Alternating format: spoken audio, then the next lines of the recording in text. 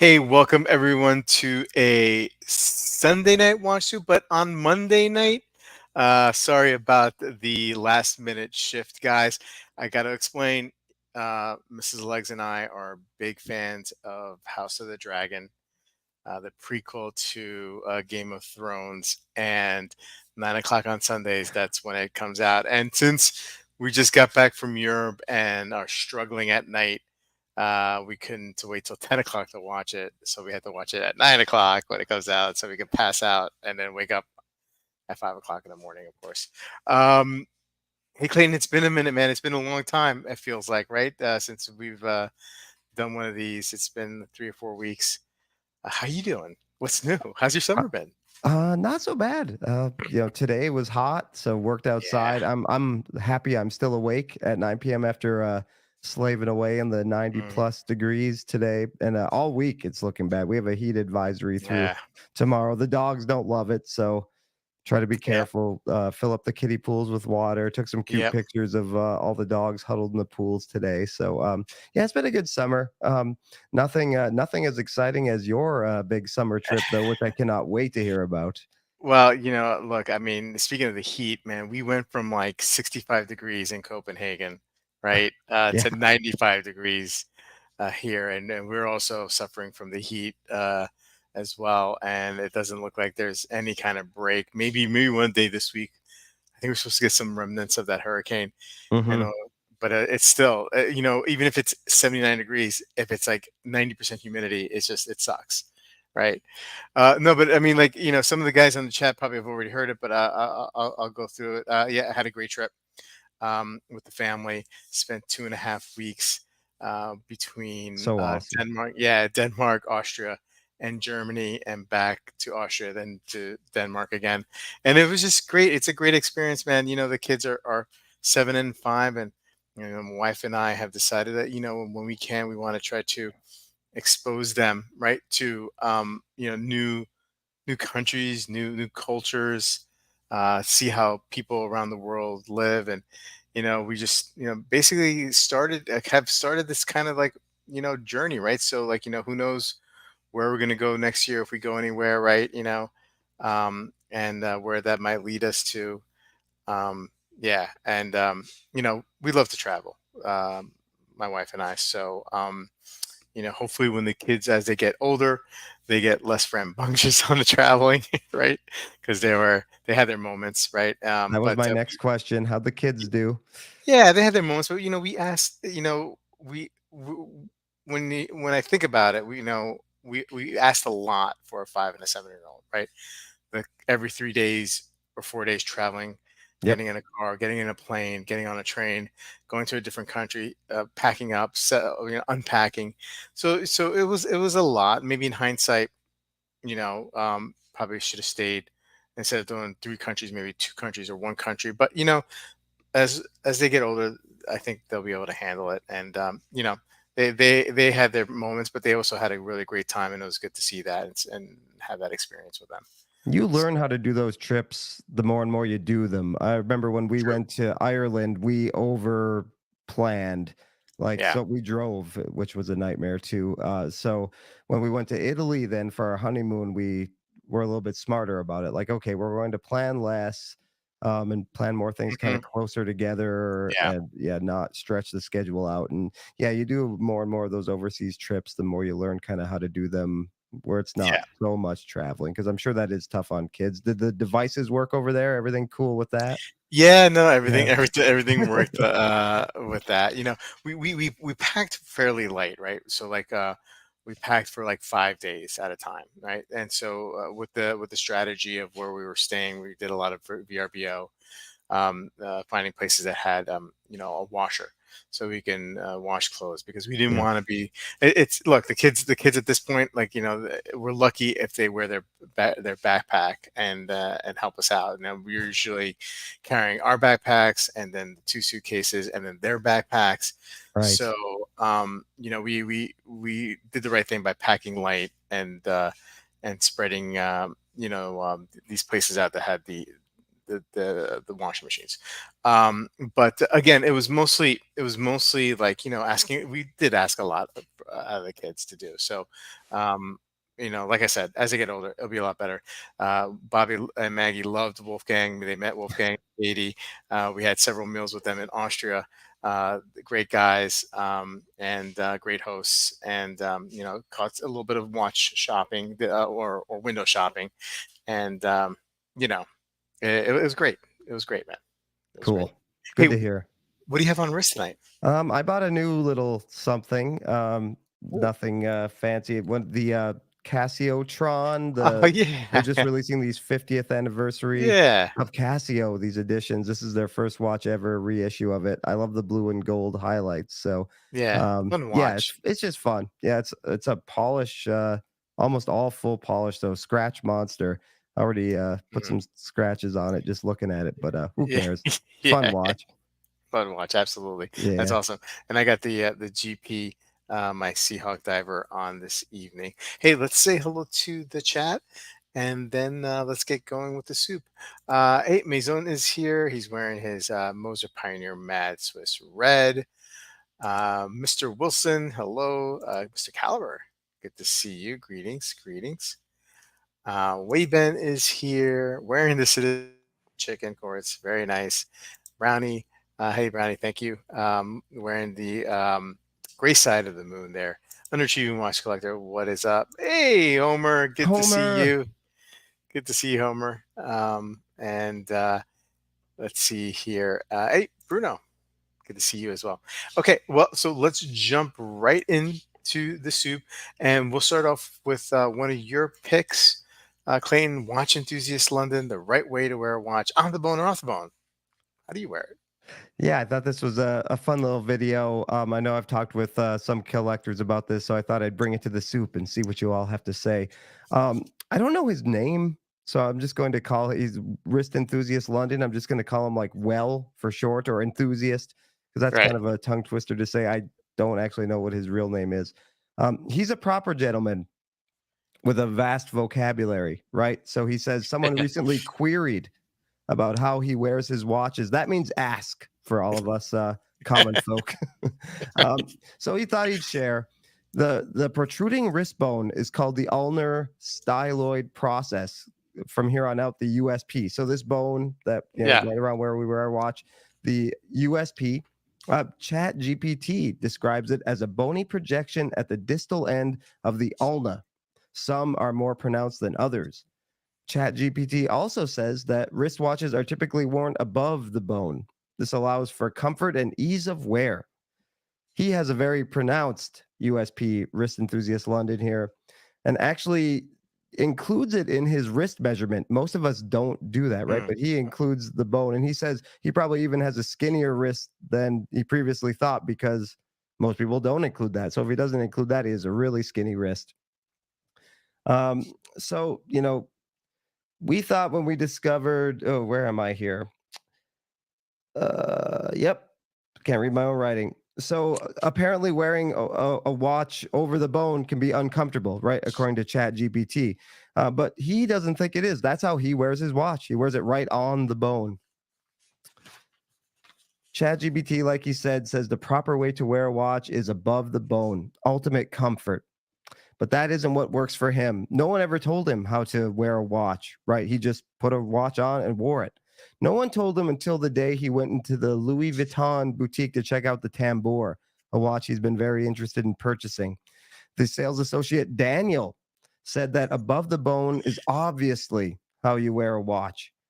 He never even noticed how he wore a watch or how anyone else wore a watch. So, after Daniel said this, he was a bit offended and even thought, "Sod you, pal." That must be a British, like, high Must be. falutin term for F off or something. "Sod Yeah. you, pal. I'll wear a watch however I want to," he says. In the days after visiting the boutique, he thought about what Daniel said. Wrist Enthusiast London was like, "Am I wrong? Should I not be wearing my watch this way?" Um, when he put the tambour on his wrist, he put it on the bone, and Daniel seemed to put a watch on his wrist above the bone to show him how it's done. Daniel said, "Then obviously this is how you wear a watch, not on the bone. Nobody wears it on the bone." So he started second guessing himself. You know, he knew he wasn't wrong. He can wear a watch any way he wants to, right? It's his watch, his wrist. He can do whatever he wants. But he started experimenting off the bone. He thought it felt odd. It felt too tight, got a little wrist claustrophobia. But he will concede it is more comfortable when cycling. The crown doesn't dig in to the hand, you know, when you're on the handlebars. But still, above the bone just feels weird to him. And also, he has to pull his sleeve up further when he checks the time, which is also a real bummer. So, Bobby, I'm going to steal a line from Wrist Enthusiast London here. Not to sound like a waiter at a fish restaurant, but do you like yours on or off the bone? Um, I felt a little dirty watching this video. I mean, like, he kept on saying "on the bone" a little bit too much. Yeah. You know what I mean? And so I was just like, "Oh, okay." I guess, I've had this conversation several times over the course of my watch collecting, um, time, right? And hanging out with people, community. I've definitely we've talked about this maybe once or twice or three times. And to this day, I still don't know, where I wear my watches. Like instinctually, like I just put it on. Like now I see, like I'm wearing my GP, and it's like I don't have as a pronounced UPS or whatever whatever it's called, Yeah. the bone, USP. Yeah. USP, yeah, as our friend here in the video. So like I don't really have that much an issue with it. Like I'm wearing it.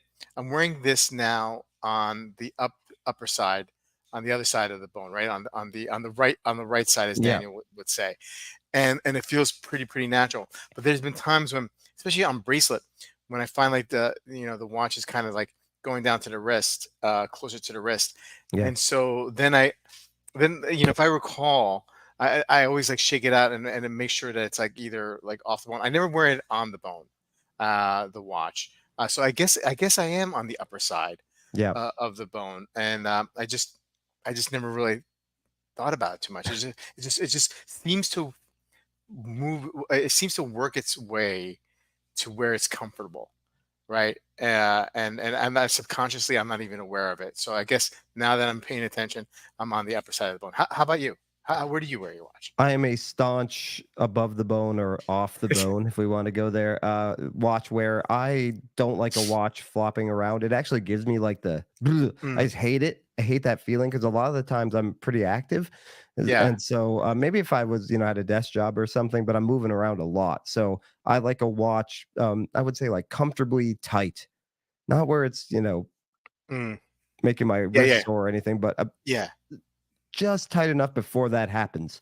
So, Yeah. above the bone for sure, and yeah, like this Casiotron, tonight was working its way down below the bone, and I just hate it. I can't Yeah. but I know a couple people who wear their watches that way, and, they think that's the way you should wear a watch, that's the correct Yeah. way, but, yeah, also, like he pointed out, the crown digs in when you're moving your Yep. hand, like, if Yeah. you're Yeah. cycling or doing something like that, so, um to me, I just don't know how anybody can wear it like that. But hey, like we said, like he said in the video, it's his wrist, his watch. He can wear it Yeah. how he wants to. There is no right way or wrong way to do any of this. So Yeah.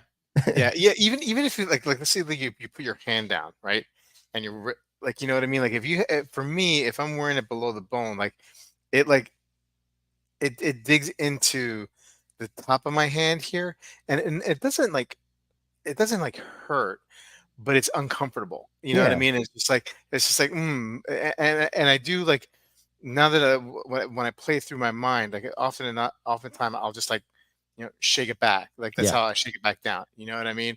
And so I didn't think of myself as I'm watching this video as somebody who's above the bone. I thought of myself as below the bone, but I'm definitely above the bone. And the reason why I think it slips along, because I don't have as a pronounced bone, so it does right, there is some slippage there, especially on bracelets. I find that more common than, I mean, I'm wearing a NATO and it's pretty securely right. fit That's not going there. to slide around too That's much. not going to slide around too much, right? And I don't know, and it feels right. Like if I wasn't thinking about it, like I wouldn't even know Yeah, and what was happening here. Um, that's a good point. Mine does not. Mine's not very protruding either. It's almost flat. Actually, it's barely. Yeah, I'm yeah. like rubbing my hand along it now. It's like I can barely feel anything. So I yeah, mean, bracelets make their way that way pretty easily. his looked like he had like broke his wrist. You know, what I mean? It's Yeah, just I so know. much, right? So maybe yeah. I mean, I guess I never thought. I mean, like we all have different bodies. So like maybe with somebody who has more of a pronounced bone, it it's more of an issue. But for me, like I don't even think about it, Right. and when I adjust, I'm not even thinking about it when I'm adjusting back.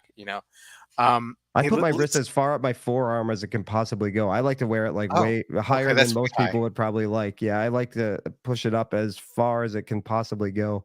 Yeah, I yeah, hate not it getting me. around that bone. Yeah, yeah, not me. I'm definitely like, like right next to the bone. Yeah, But not like, as close to the bone as I can be without, bothering the bone. we're Um, children. yeah, absolutely. I wouldn't want it any other way. Yeah. We even said I don't even know how to make it stay on the bone. Um, I wear my Again. why don't you watch collector say I wear my watch bone adjacent. Same for me, says Caliber, comfortably tight so it doesn't flop around. Waveband is with Clayton. I hate it when the watch flops around. It falls below the bone. It's too loose. Mizone saying I wear it just above the bone. On the bone will be weird. On the boner would be inconvenient. Hey, KRJ, what's going on? Symphony Revival. We're talking about watches or a concealed carry. No, we're talking about watches. We're talking about I watches think for that sure. the person I know, who wears it below the bone, he wears it, like, on the other side of the bone, and the crown I think he has, like, a mark from where the crown, like, constantly rubs against the Hmm. back of his hand. Interesting. He doesn't wear it Interesting. on, he wears it, like, completely around the bone. I get, like, right next to the hand. Yeah, yeah, yeah, So, yeah, yeah. yeah. I mean, I definitely have had watches where it slips down there, but I feel like I felt I don't know. I think this happened a long time ago. I had like a very cheap watch. This is like years and years ago. It may have been like a Fossil or something like that.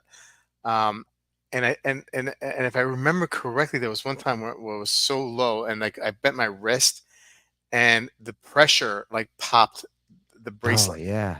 off. So it was cheap watch, whatever. It was like probably like 40 or $50 or whatever it was in the 90s.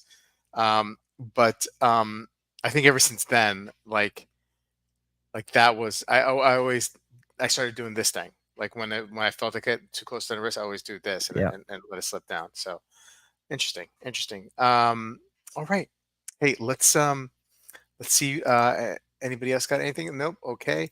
Let's move on to the next topic this evening, and that is my pick: Watchfinder and Company, Internet's most asked beginner watch questions answered. And we have, I guess, Andrew's replacement on this video, right? Kind of, sort of sounded like Andrew, Is this the and I was like, Tom guy I don't know, that but was in his videos? I thought that's who it was.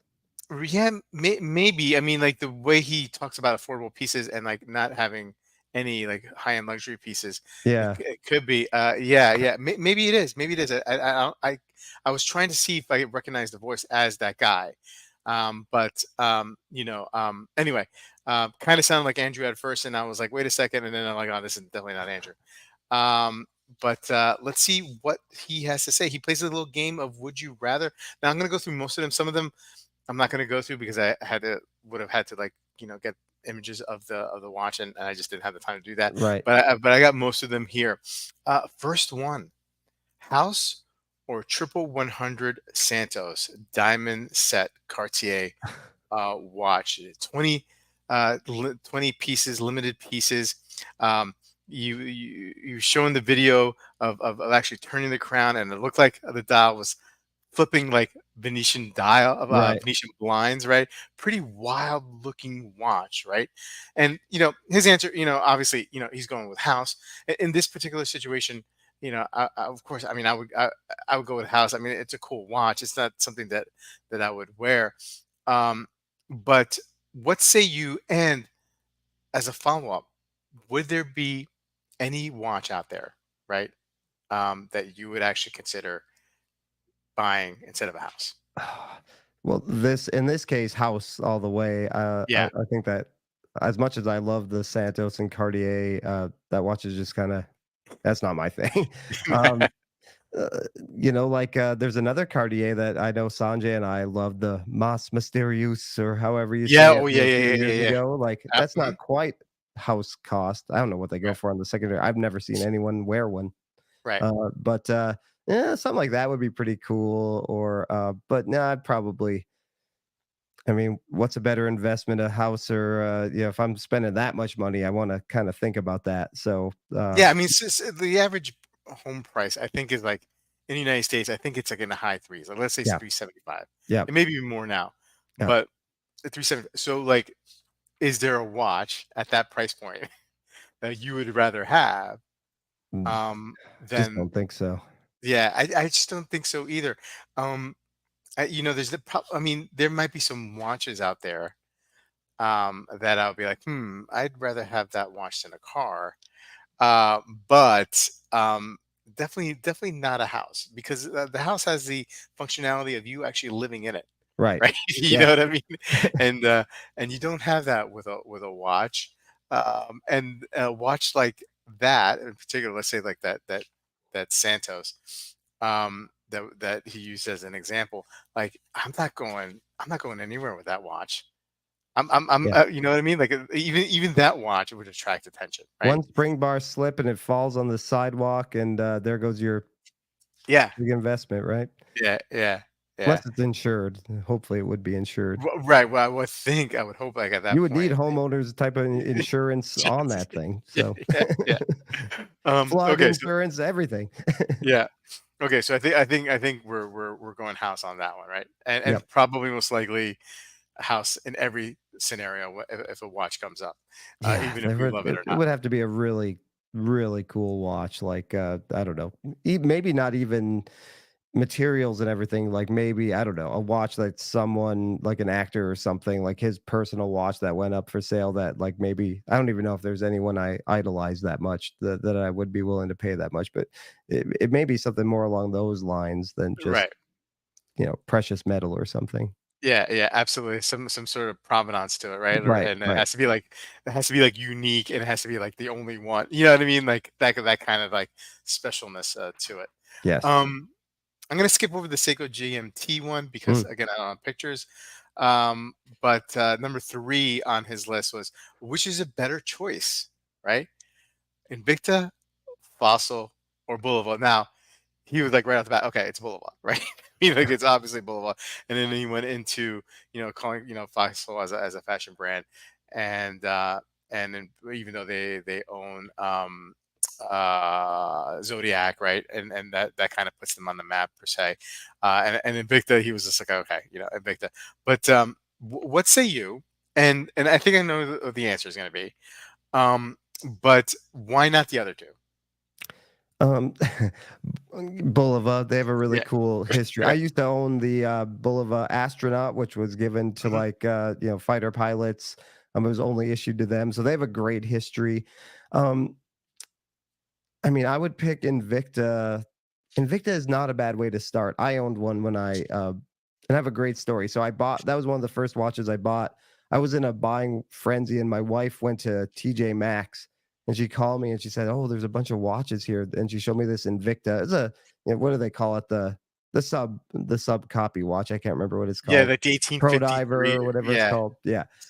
But it had like a Sprite bezel, like, I don't know why it had a day and a night, but it was a diver Yeah. bezel. Anyway, Yeah. um, but I remember I sold it on Facebook Marketplace eventually to a young man who was starting his first job and wanted a nice watch, and he was so, like, in love with that watch and so happy. We met at a Lowe's parking lot, like, did it safely, and he was so happy, and I was like, "Ah," so I hope he's Yeah. still wearing that watch and enjoying it, so for that reason alone, Invicta goes above Fossil. I have no, you know, love or connection to Fossil. So Yeah. Yeah. I hear. Yeah. I mean, of course, Boulevard. Got to go with Boulevard, right? The history, right? It's owned by Citizen, right? They own them as well. They've had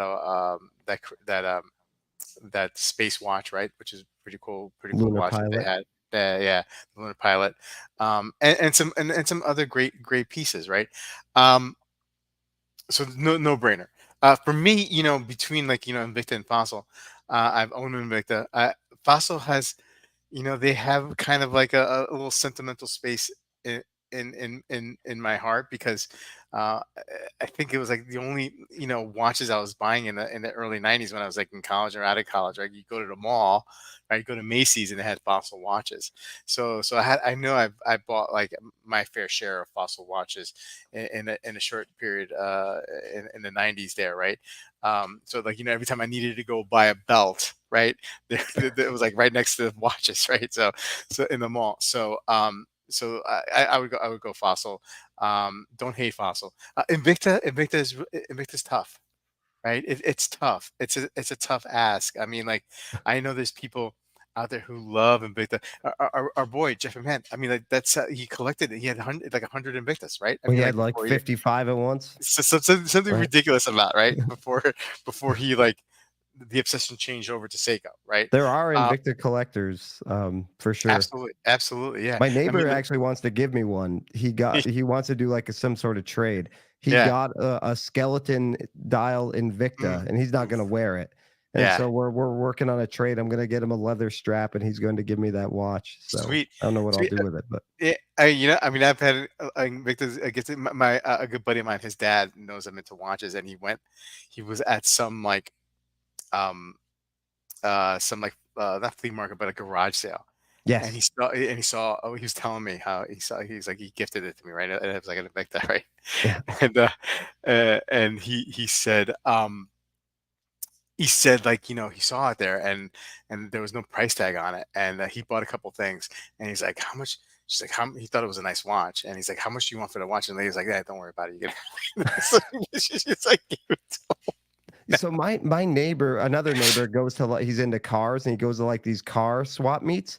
yeah And he showed me a picture one day. There were several Invictas at this swap meet for sale. yeah He's like, "Are yeah any of these good? I can buy for you if you want one." I was like, "No, I'm all good. I'm good. Thank No you." I'm good I'm good like and like but do you have like so like I didn't have the heart to tell my friend's dad. I was like this is you know Yeah, no, I just said, "Yeah, cool. I'll take it in trade. It'll be a good laugh or yeah something." Yeah. yeah yeah um let's see. I think we sparked some people in the chat saying something. Bulova, precisionist movement is quite cool, says Oh yeah. Wayman. And cheap. Accutron. I mean, they have Yeah, oh such a yeah, great for history. sure. They're one of the historical brands, and Yeah, we look at American them brand, for right? what Wasn't it they. Yeah, American? they were. Yep, New York, right? Um, Poor Jeff had a Rocky watch. Had. To say the I least, think it's he's still has. going through it. Maison. I started my mechanical watch journey with the Zin 104. Very nice. Partially because the only watch people know what Zin is. Yeah. Yeah. Hey, Kent is checking in from Pittsburgh. How you doing, Kat? Okay, so moving along. Okay, interesting one here. Two different watches. Would you rather Omega Speedmaster Moose Watch Professional or the Grand Seiko Shunbun? Now, let's just say it's Tom, who's Tom goes with explaining the history of the Omega Speedmaster, and then goes into the Grand Seiko Shunbun, and that's his pick. He picks the Shunbun. I'd have to say that um, if I was ever going to pick up a Grand Seiko, I think it would be the Shunbun. I really like it a lot. I like the fact that it's a mechanical spring drive, not Yep. an automatic spring drive. I like the mechanical spring drive. I love that dial. They make great dials for Grand Seiko, right? And the polishing is amazing. Um, but I would have to say, saying that, if I had my choice between the two, I would go with the Omega Speedmaster Professional Moons watch. I've tried on the new ones; they're great. The bracelet's great. It's just such a great watch, classic watch. And even though it's a very sporty watch, I feel like you can you know dress it up as well. You know what I mean? Put a strap on it. They look Um, nice on brown leather even. yeah, Yeah, yeah, yeah. exactly. Yeah. So that would be my pick. What say you, Clayton? Well, I've owned a Speedmaster. We all know how that Mm, went. yeah, yeah, I don't know. Grand Seiko bracelets don't necessarily work on me. I really love the Shunbun. I love that dial. I think Mhm, it's. I would like to give Spring Drive another chance. mhm. So I'd probably go with the Shunbun. If somebody said you have to buy one of these watches, like right Yeah, now, I'd go with the Shunbun. yeah, yeah. Yeah, I mean, like I said, I mean, I'd go Omega, but it'd be it's a close. It's closer than maybe I let on. Like it would be, great turmoil and deciding between the two. But they're both great watches. Both great yeah. watches. Okay, moving forward. Another a really good, I think, question here. Would you rather? Would you rather any Tudor or any Tag Heuer? Now, Um, I think I forget what he picked here. Maybe I don't know if you remember or I not. think he was Tudor side. I think. Yeah, yeah, probably right. Um, but for me, this is a tough one because I've owned several Tudor Black Bays, Black Bay 58s, and I really love those snowflake hands. When I bought the Black Bay 58, the original one, the second time, um, I didn't there wasn't like the magic I had the first time though.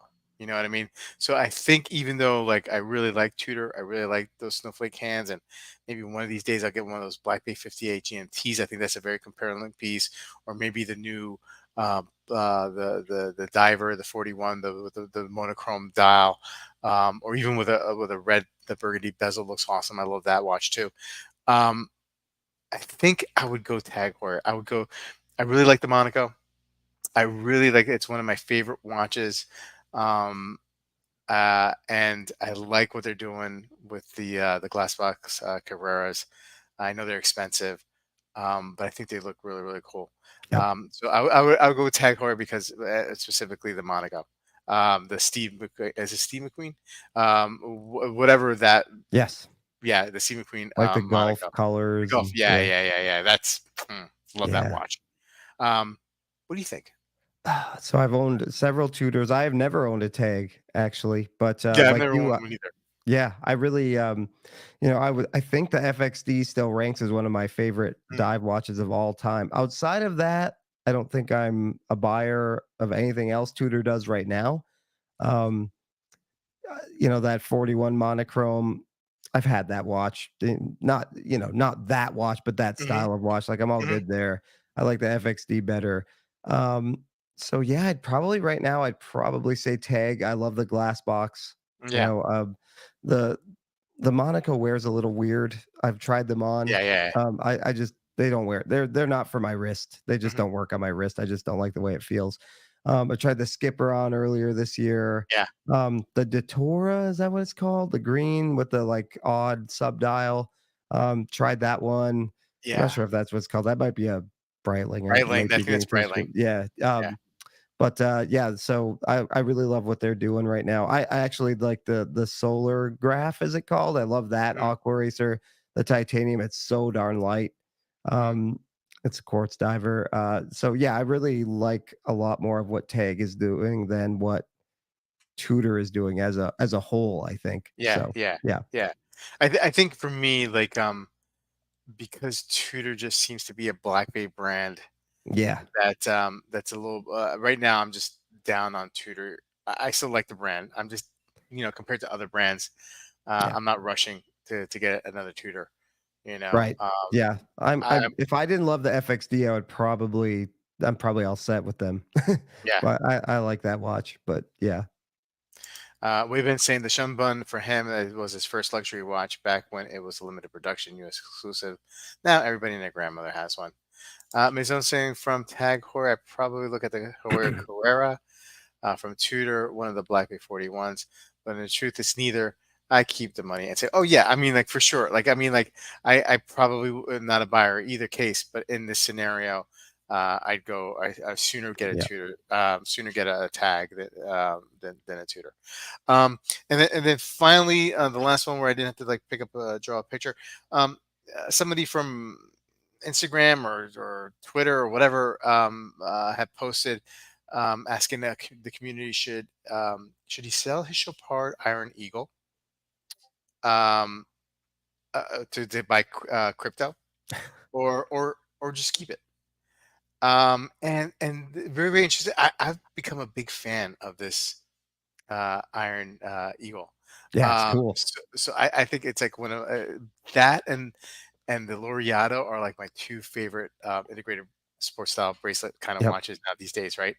Um, but like, look, I mean, I need a little bit more information here because like if this is like kind of like play money for this guy, then I would say just keep the show part.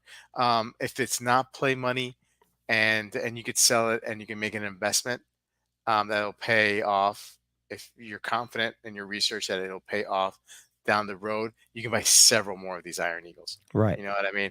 I guess I would just need a little bit more information about this guy's, standing, economic standing. Like if he doesn't need it, just keep it. If he does need it, or probably doesn't need the watch right now, I would sell it and buy a technology ETF or Bitcoin or whatever you want to do, or S&P 500 fund, and then hopefully that will grow, and then you could buy several more of these Iron Eagles Right. in 20 years. Anyway, what do you think? Yeah, I don't know if Bitcoin would be what I'd choose, but yeah, I'd probably do the investment. I've dabbled in Bitcoin a little bit, just like a few bucks here and a few bucks there. And you know how much I have in my account? A few bucks here, a few bucks there. It's done nothing but go down mostly. So yeah, I mean, if you want to make some money, if you really want to, yeah, then yeah, S&P 500 or something like that. But Yeah. yes, Um, Maison saying crypto is volatile AF. Only do that sort of investment if you really know what you're doing. Watches are better right, long term, like decades. Yeah, yeah, for sure. I mean, like I think like if you're gonna buy what crypto and luxury watches have in common is that you should be that kind of like quote unquote investment. You should be okay with if it goes to zero, right? yes. Play the So long game.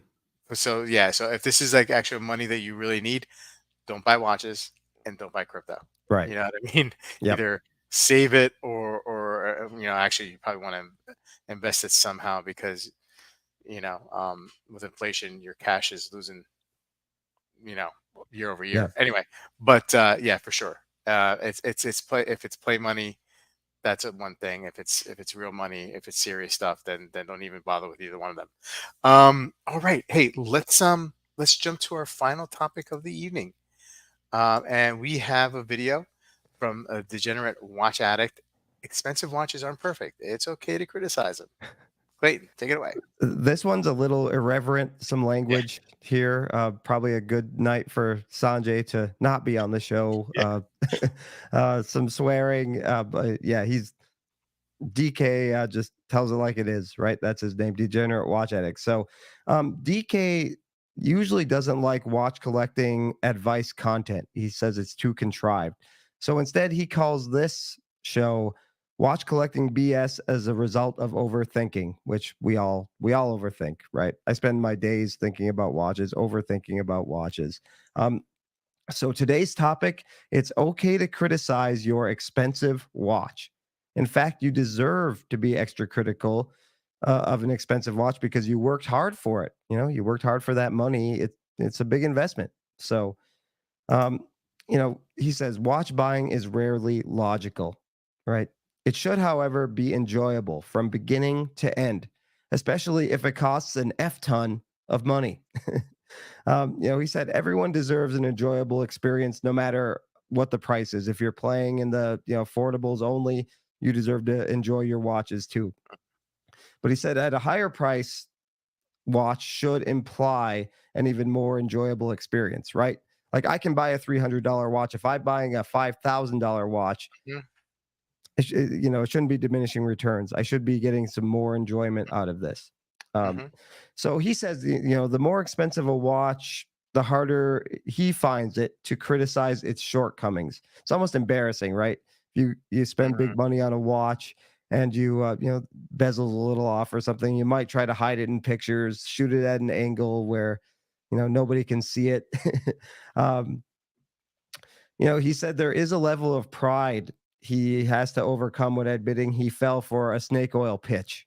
buying an expensive watch when quality can easily be found at a much lower price. Like we said, the affordable watches, micro brands, Longines, like if you depending on where you're playing, all these brands are doing great stuff for not a lot of money. So Hmm. then he starts with Tudor. He is a fanboy.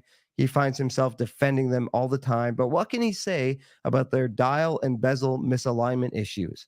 He could say no watch is perfect, but that's not good enough. DK says it literally takes half an ounce of give an F to fix alignment issues.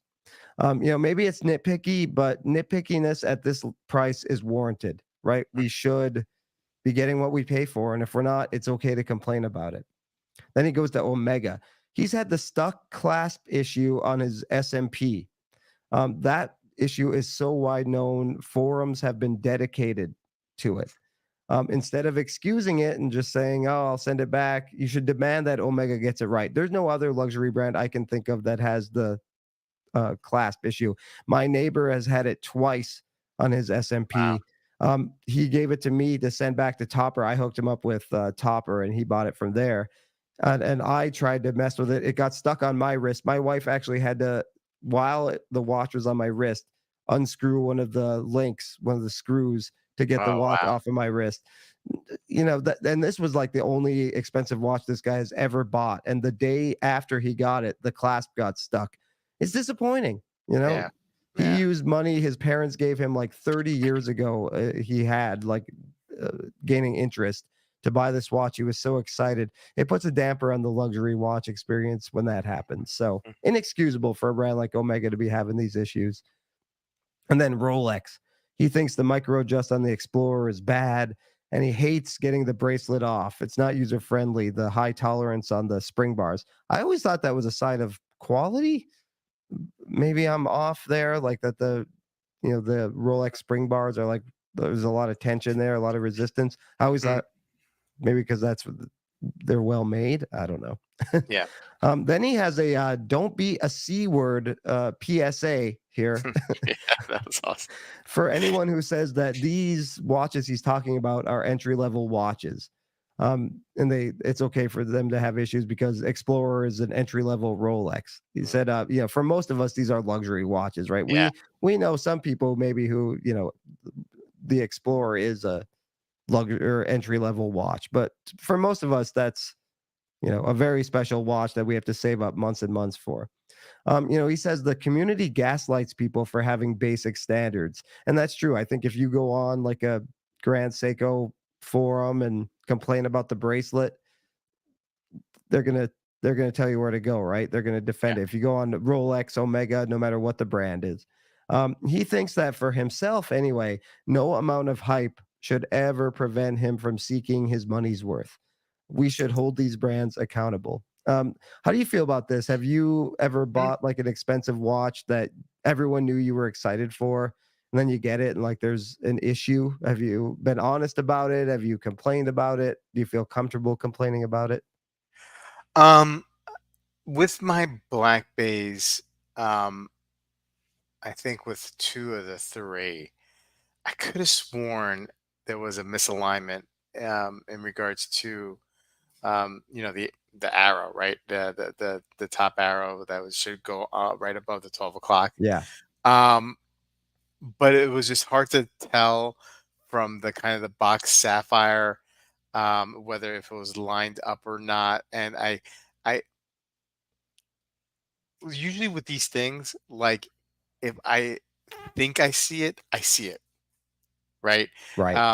Then there's no going back. And there's no going back. So like it, but again, I don't get bothered by that kind of stuff. But having said that, um, at that price point, I expect perfection or very, very, very close to perfection. I know that it's probably within their tolerances and that was acceptable, and there has to be, nothing's perfect and whatnot. But DK's got a point here. There should be a level of expectation, especially when you're paying luxury price money, whether it's an affordable luxury like an entry level or not, that there is a certain expectation of them nailing it. They got to Yeah. nail it. You know what I Yeah. mean? Like this is the kind of stuff I expect with like a SKX. You know what I mean? Like a Right. 200 $300 watch. You know what I mean? Like even if it's like $1,000 watch, right? That's $1,000, man. Like I don't know what the average. I think the average person in the United States makes like 50K or something like that Right. or whatever. That's like 1/50th of their salary. I mean, or yeah, whatever. I don't even know what I'm thinking. My It's too brain late is to like do messing. math. Yeah. Yeah, it's too late to do math, right? So like that's a lot to ask for. That you need to nail it. You need to get it. You need to get it right. Yep. And so yeah, I mean, like I think that's the closest I've had in a situation where like I had a luxury piece and I think I noticed or something like that. So I think maybe I'm fortunate in that sense. Like I haven't had an issue. Have you? Has there been, Quite a the few class, actually. right? Right. Well, Yeah. that never happened on my SMP, but yeah, it happened on my neighbor's, and Right. he was like crushed because Right. Right. for him to spend this much on a watch is, a lot of begging and Sure. pleading with his wife and family. Like it's a Yeah. big investment for him, and yeah, for it to be stuck on his wrist, and they actually send him. Topper took care of him. They actually swapped it out and sent him a brand new Mm, one. And then mm, like a year and a half later, so I think the push button springs are faulty. So those springs go, and then mm, you can't get the watch off. mm, So, but yeah, I mean, gosh, so the one I was embarrassed to talk about when I got it, but I bought a Submariner from a gray market dealer here locally, and the loom pip was a little off, and then I started asking myself, oh boy, is it fake? Is it real? So I mm. had it. They're a very well respected watch dealer, been in business in Rhode Island for decades and decades. But I brought it to my watchmaker. It's a real Rolex. This sometimes happens with, Yeah. but I couldn't unsee it. Yeah. And then like one of the reasons I'm like harsh on the Speedmaster, it's an expensive watch and it's a manual wind. The winding was just so bad. Mm, And like I've handled Nevada Grenchen. My buddy here has a Nevada Grenchen manual wind chronograph. It's smooth like butter. Puts that Omega to shame. And now those are $8,000. And I've heard many people complain about the winding. It's like, gosh, yeah. do better. Yeah. Uh, uh, that Breitling Aerospace I bought, it's already back with Breitling. So Oh many wow. people are having issues. It's a Yeah. brand new movement. Mm, Um, it's kind of unacceptable. $5,000 for that watch. It's a lot of money, and yeah. several people are sending those back in, and I had to. So Yeah. yeah, I was not shy about that one, but I have been. It's probably been a lot of postmortem complaining. Like I'm not sure I complained a lot about the Speedmaster when I had it, Yeah. but when I let it go, then I let it fly. So Yeah. yeah. Yeah. That's a bummer. I was gonna say so far the BPN and Moses have been brilliant. Breitling Navitimer has been great too until the winding getting stiff meant it needed the service. Underachieving watch collector. I can accept design and quality flaws in sub $1,000 watches, but not when I'm spending many thousands of dollars. Agreed. Agreed. Um, Caliber Dib speaks highly of Nevada Grange. Yeah, Dib is a fanboy, so he would The one probably. I handled was I've actually handled a couple, but the one that chronograph, man, that winding put the Speedmaster to shame. Yeah, yeah. I guess Clayton, like in the grand scheme of things, I've been pretty lucky with the luxury pieces that I've had that the quality has been there and I haven't been disappointed. But I feel for you. I feel for your neighbor, anybody who puts that amount of energy and effort, right? Because it took a while. It took like it takes a while for us to save This up will be money. his one nice watch. Like this isn't like Yeah, us who like we cycle through these watches in and out all yeah, the time. Like we're a little desensitized. Like, oh, 5,000, that's not bad. For him, that's a lot of money for him and his family to spend on a watch. sure, I mean, absolutely. they're just their priorities are in other places. So for him to do that and Really, now he said he doesn't even wear it that much. I think he's a little sour on it actually, which is a yeah, shame. yeah. Yeah. Really speaks to kind of like the importance, I guess, to go in person and buy the watch in person, right? Yeah. You know what I mean? Like, look, I know Toppers has great deals. You know what I mean? Oh no, he bought Um, this watch brand new. It was a brand new watch. oh, it was a brand It new one. wasn't pre-owned. Okay. And Mm, so I think, yeah, it worked fine. And then like the day after it got stuck on his wrist. So these are brand new watches. This isn't pre-owned. So yeah, there's a yeah. major issue for Omega. This is documented, this Yeah, issue. So I guess like in that scenario, and this is probably not going to help him, but if there was going to be an issue with the watch, I'd rather be on the bracelet yes, right. than the watch itself. You know, you Yeah. can always get that on a rubber. You Well, the know, second time it happened, he did not have to send the whole watch back. I actually, he gave it to me so I could actually give him a rubber strap so he could still yeah, wear the watch. yeah, And then that's when it got stuck on my wrist. I tried it out for the heck of yeah. it. And yeah, my wife had to try That's not to funny. stab me with the screwdriver. Uh, yeah. That's funny. Um, I guess okay, and no comments from the chat. Well, hey man, look, we did it. Good to be We back. My good to be voice, my back. allergies have been terrible. My voice is Ah, at you night see. I lose it. Yeah, yeah. This summer, I feel like this summer's gonna be rough for a lot of things, allergies, heat, and whatnot. I think we're just at the beginning. Oh, Yes. I'm already looking forward to winter, I and the know, me fall. too. Uh, I like especially, fall. Yeah. yeah, especially coming like like where I was in. Look, Vienna got hot. Vienna, it was like 90 degrees, but like Denmark, Copenhagen in Denmark, and we were in another island of Denmark, and even in Austria, like up in the Alps, like it was like pleasant, man. It was just like 60s and 70s at a high, maybe high 40s, low 50s at night, which I love too. And it's just like coming back to this kind of like heat. It's just brutal, Yeah, brutal. I just it's want the winter to come. rough Yeah, adjustment. yeah. Looks like And I'm gonna start JSTOR has complaining. had that issue with the sub SMP as well with the clasp. Yeah, Commented there. Yeah. that's a bummer. I don't think I was aware of this It until happened to now. Sanjay, I think. He went to the store with somebody and it got stuck on his wrist, the friend's Oh, wrist when he tried it on. yeah, yeah, yeah, yeah, Yeah. yeah, yeah, yeah. Yeah. I remember that story. Um, it's here. Oh, thanks, Nizam. Please upload. Thank you. Thank you. Um, well, anyway, man. Hey, look, it was good to get back on board with you. So, like, I think next it's gonna be next Monday because House of Yes. Dragon. Okay, so That's good. just temporarily for next 4 or 5 weeks, it'll Watch Super will be on Monday nights, but you guys can always catch the stream on replay. So Yes. it's a win. It's a win-win. Anyway, Clayton, have a great rest of your week. You too, Chat, buddy. have a great rest of your week, and I'll see you actually tomorrow on my channel for a live stream. Have a good night. Take care. Thank you. Good night.